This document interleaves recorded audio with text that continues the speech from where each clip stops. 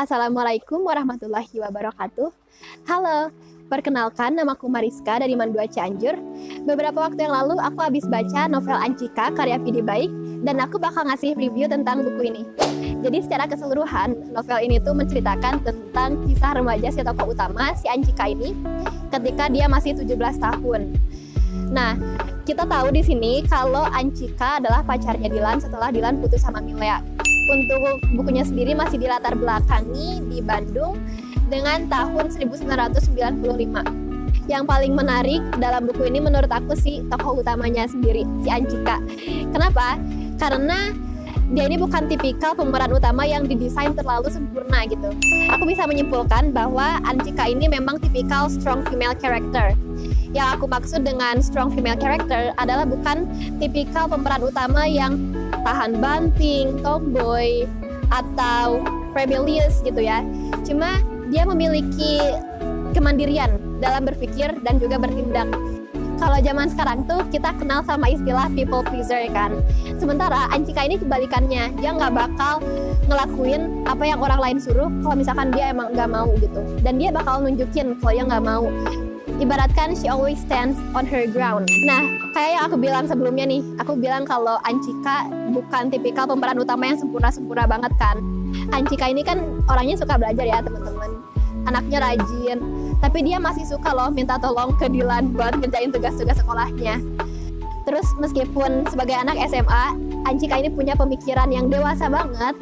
Kadang keputusan yang diambil tuh nggak selamanya bener. Kadang Ancika juga kebingungan, dan di saat itu dia bakal lari ke orang-orang terdekatnya, kayak misalnya sahabatnya tuh si Indri, dia bakal curhat ke Indri, ke mamahnya, atau ke Dilan. Terus Ancika juga meskipun attitude-nya bagus banget ya teman-teman, kalau misalkan ada orang yang nggak dia suka nih dari perilakunya, oh dia nggak suka gitu kan, Ancika ini bakal terang-terangan nunjukin kalau dia tuh nggak suka sama orang itu gitu, kayak sarkas atau nyindir. Nah pokoknya karakter dia tuh relatable lah, kayak kita semua pasti pernah ngelakuin hal tersebut gitu. Tanpa kita sadari nih teman-teman, ketidaksempurnaan yang dimiliki sama si tokoh utama itu justru bikin karakternya makin menarik kan, karena balik lagi kata yang aku bilang, itu bikin kita ngerasa relatable. Dan adanya koneksi antara si pemeran utama dan juga pembaca gitu. Oke, sekarang aku mau ngomong tentang Dilan. Nah, Dilan di sini gimana sih? Menurut aku di sini Dilan masih sama one of a kind. Dia anaknya jenius, imajinatif, dan juga konyol gitu ya. Terus gimana nih tanggapan orang-orang yang abis baca Ancika, tanggapan mereka tentang Dilan ya maksudnya. Katanya Dilan itu cenderung lebih kurang gombal, nggak kayak di novel-novel sebelumnya. Cuma jujur ya, menurut aku sendiri, aku lebih suka Dilan di buku ini, masa? Karena dia tuh komunikasinya jadi bagus banget, terus gentle, aktivis juga, wah keren pokoknya Dilan di sini. Dan menurut aku dia itu tetap out of the box, tetap ngaco, ya nggak harus banyak gombal, tapi tetap lovable sih Dilan di buku ini.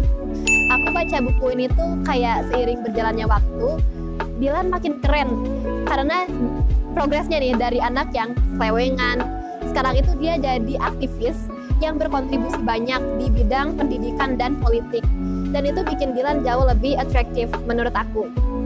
Jadi bisa disimpulkan kalau dari segi karakter aku lebih suka karakternya Ancika, tapi kalau character development atau pengembangan karakter aku lebih suka Dilan. Sekarang aku mau ngobrolin tentang plotnya. Di sini tuh plotnya sangat sederhana dan konflik yang muncul tuh nggak kayak wow banget.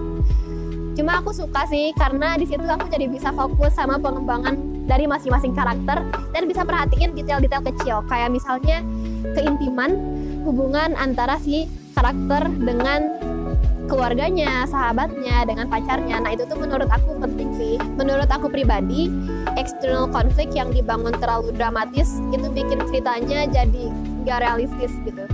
Sementara di sini kita cenderung berfokus pada internal konfliknya si pemeran utama, si Ancika gitu. Kita jadi tahu perasaan Ancika kayak gimana, terus gimana cara dia menghadapi suatu masalah di saat yang sangat kritis. Dan kita jadi pengen tahu nih, ini Ancika bakal kayak gimana ya kalau ada masalah ini. Kita jadi penasaran kelanjutan ceritanya tuh gimana, karena kita pengen tahu apa yang bakal dilakuin sama si tokoh utama. Sekarang aku mau ngomongin tentang kayak kepenulisannya Pidi Baik di buku ini. Setiap kali aku baca bukunya, aku ngerasa Pidi Baik ini ringan, tulisannya ringan, to the point, terus juga efektif. Transisi alurnya juga termasuk cukup cepat, yang mana aku prefer alur cepat gitu daripada lambat, karena aku emang anaknya agak-agak bosenan nih kalau baca buku gitu. Dan sebagai slow reader, aku baca buku ini 3 hari kelar loh, dan itu termasuk pencapaian lah buat aku gitu. However, ada beberapa tokoh yang disebutkan dalam cerita ini dan aku gak bisa ingat namanya karena ternyata tokoh itu nggak berperan cukup banyak selama cerita berlangsung. Tapi overall aku nggak masalah sama sekali sih sama itu.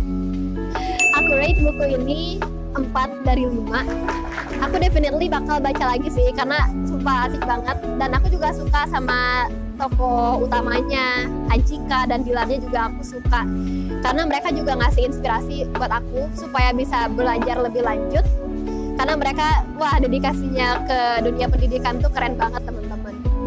Oke, sekian review novel Anchika. Sekali lagi aku suka banget sama bukunya dan aku juga suka nge-reviewnya. Oke, dadah teman-teman. Assalamualaikum warahmatullahi wabarakatuh.